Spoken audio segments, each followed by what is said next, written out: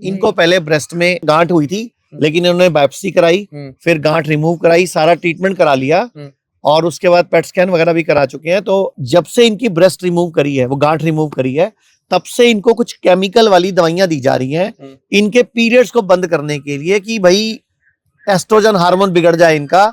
मैं इनको समझा रहा था कि ये बंद करना है, ये भविष्य में आप फिर यूट्रस निकलवाते फिरोगे, फिर कहोगे अब गॉल ब्लैडर निकलवाना है, यही काम लगे रहोगे। ये मुझे दुबई में मिली थी क्योंकि अबू धाबी में हमारे 2 सेंटर खुले हैं। तो मैम सबसे पहले आपको हुआ क्या था, वहीं से शुरुआत करते हैं। क्यों, ये जनवरी का महीना था और मैं हर साल हम लोग ब्लड डोनेशन करते हैं वहाँ पे। तो ये ब्लड डोनेशन के लिए मैं गई हूँ, तो उन्होंने वो पहले हेमोग्लोबिन चेक करते हैं, फिर ही ब्लड डोनेट कराते हैं। तो इट वाज 10, तो वो बोलते हैं कि नहीं मैम आपका हम ब्लड डोनेट नहीं कर सकते। तो I was surprised.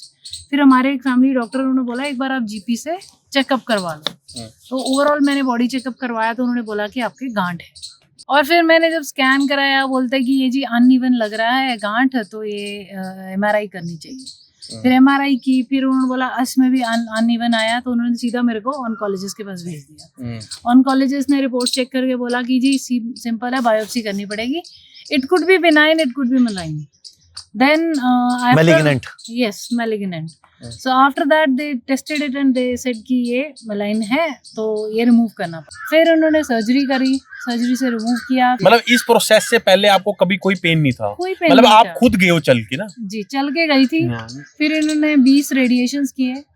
After that they put me on hormone therapy. No, in fact they were like pushing for chemo and she said मुझे कीमो नहीं करवानी है। बॉडी में गांठ बनती रहती है, अपने आप पिघलती रहती है, इतनी टेंशन नहीं लेनी होती। मैंने तो एक तरीका सिखा रखा है पूरी दुनिया को कि बॉडी में कहीं भी गांठ फील हो, 3 दिन तक कुछ मत खाओ पियो, सिर्फ ग्रीन जूस पे चले जाओ। आयुर्वेद कहता है लंगन परम औषधम। और कितने लोगों ने उससे गांठ खत्म किया अपनी। पालक, मेथी, बथुआ या चौलाई में से कोई एक चीज लेनी है। डालने को चारों डाल लो, जब मिले तो डाल लो, सीजन के हिसाब से आती है। सबसे बढ़िया रहेगा अगर चौलाई डालोगे, चौलाई सबसे एंटी कैंसरस होती है। नहीं तो पालक, मेथी, बथुआ, चौलाई में कोई मिल जाए, एक चीज ले लो, 2 ले लो, 3 ले लो, नहीं तो चौलाई ले लो। पुदीना, धनिया, कड़ी पत्ता 15, 20, 25 पत्ते ले लो। पुदीना, धनिया, कड़ी पत्ता।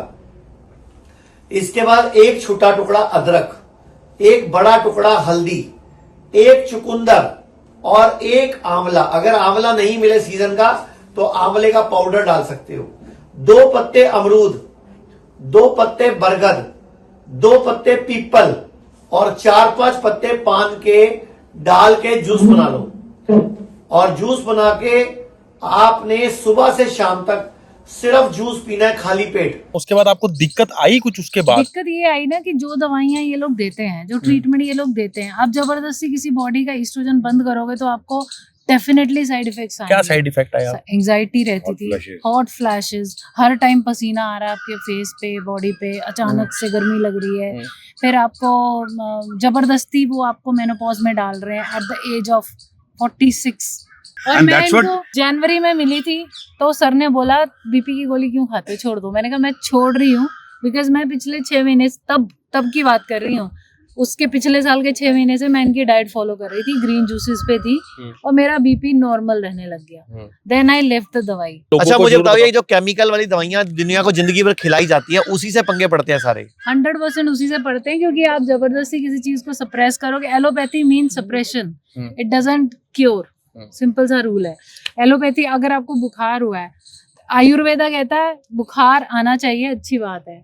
एलोपैथी बोलती है सप्रेस करो, सिर पे चढ़ जाएगा नहीं तो। ऐसे करते हैं। बुखार हो जाए तो खाना नहीं खाना होता भैया। हाँ। जब भी बुखार चढ़े तो नो फूड खाना। अच्छा एक और बताता हूँ मैं आपको, लोग ना पहले कट जाते हैं, कीमो करा लेते हैं, रेडिएशन करा लेते हैं, सर्जरी करा लेते हैं, घुटना चेंज करा लेते हैं, डायलिसिस करा लेते हैं, तब उनको आयुर्वेद की वीडियो दिखती है। अरे पहले ही वीडियो शेयर कर दिया करो, किसी ऐसे को दिख जाए जिसको बीमारी नहीं है। और लोग मानते नहीं है, बीमार हुए बगैर आना चाहिए, बीमार होने के बाद आते हैं। लोग कहते हैं आयुर्वेद गंभीर बीमारियों का इलाज नहीं कर सकता, लेकिन अगर पूरे भारत में कोई गंभीर बीमारी से परेशान है तो आयुर्वेद को ट्राई करने तो आ सकते हो ना, पंचकर्मा करा सकते हो, नुकसान तो कुछ होगा नहीं, लेकिन बॉडी हील कर गई तो जिंदगी आपकी बन जाएगी। और सभी प्रकार के हेल्थ इंश्योरेंस हमारे 120 सेंटरों पर चलते हैं।